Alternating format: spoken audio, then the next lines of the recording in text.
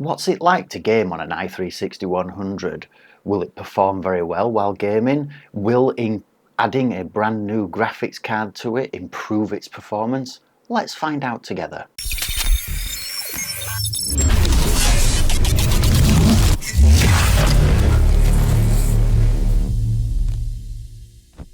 Hello and welcome back to Nelly's Nerd Cave with your host, Neil. So today I'm looking at an i3-6100 from Intel. This is a socket 1151 and it runs at 3.7 gigahertz. It has a maximum TDP of 51 watts. It has 2 cores and 4 threads and uses the 14 nanometer technology. This was released in 2015 and is 9 years old. Let's see what this can actually do when we're gaming.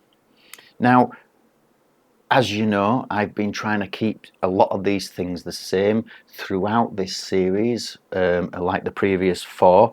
Now I'm still using the Kioxia Xperia 480GB 2.5-inch SSD. I'm also still using the Thermalright Assassin King 120 SE CPU air cooler. This has 5 heat pipes and does a marvelous job at keeping the CPUs cool. Now this is where we change slightly. I'm still using 16 gigabytes of RAM. However, the motherboard with the 6100 now upgrades from a DDR3 to DDR4. So now I'm using the Corsair Vengeance LPX. This is DDR4. I'm using 2 sticks of 8 gigabytes. Now this runs at 3200 megahertz, so therefore a vast improvement on the 1600 megahertz that I was using before. But still, trying to keep that 16 gigabytes the same. The motherboard, this time it's an Asus H110M-A/M.2, whoever thinks of these names, wow. This is a very simple micro ATX board. It has 1 PCIe slot. This is a generation 3 PCIe slot and 2 PCIe 1 slots.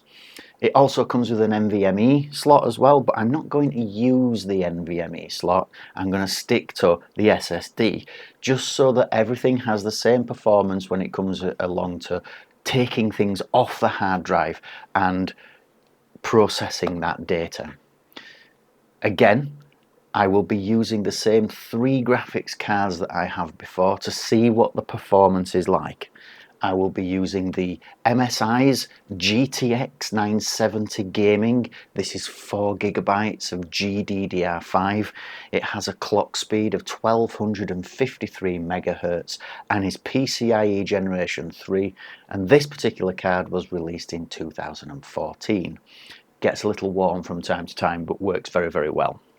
The second card will be the Palette GTX 1650. This is the Game Pro edition, which is overclocked slightly. It still has 4 gigabytes of GDDR6.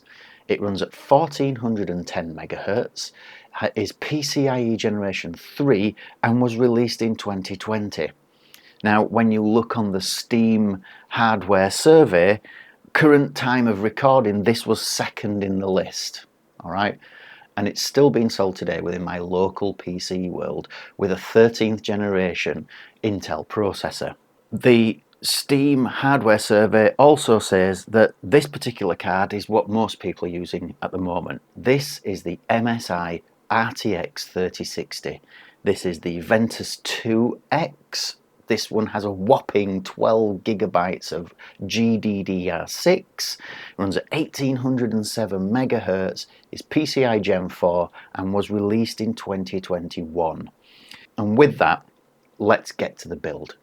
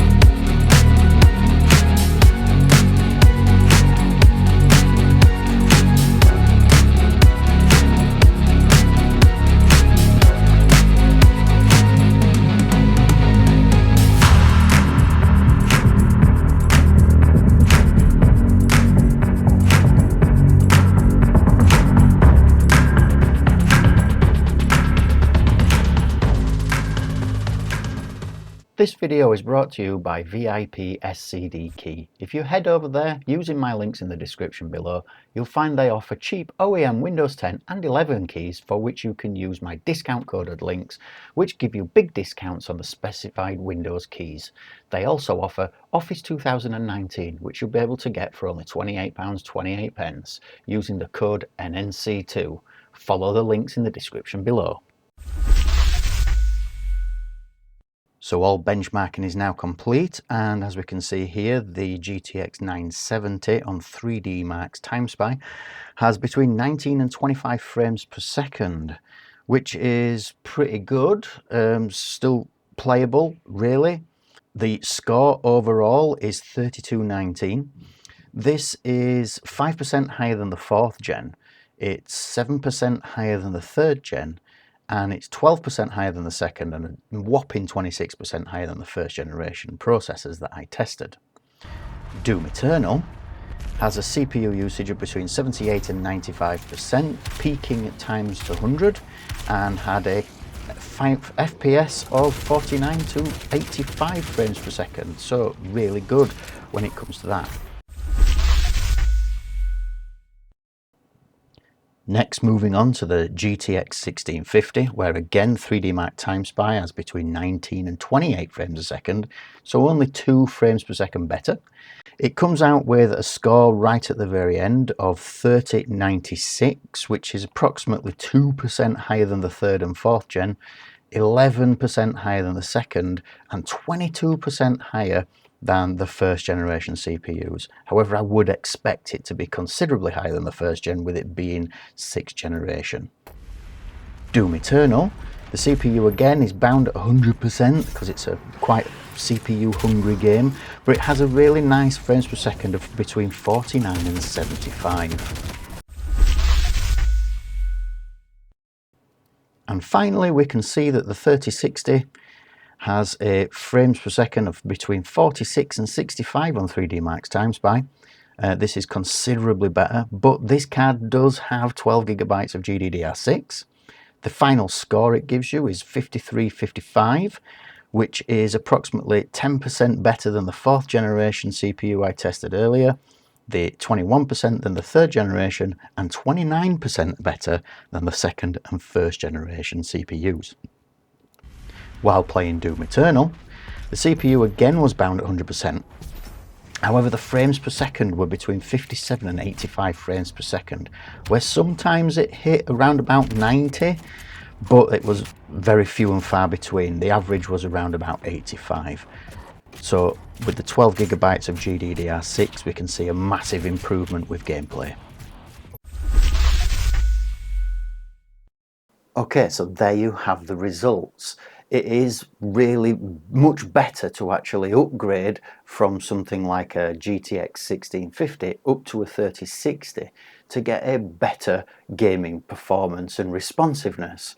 I played Doom Eternal for quite some time on this 6th generation processor and had no real issues with it whatsoever, and enjoyed my time doing so while trying to benchmark this. If you like what I've done and you enjoyed this video, please don't forget to like and subscribe by clicking the button below. If you really did enjoy what I do, you can always support what I do by buying me a coffee with the link in the description. And with that, I shall see you later.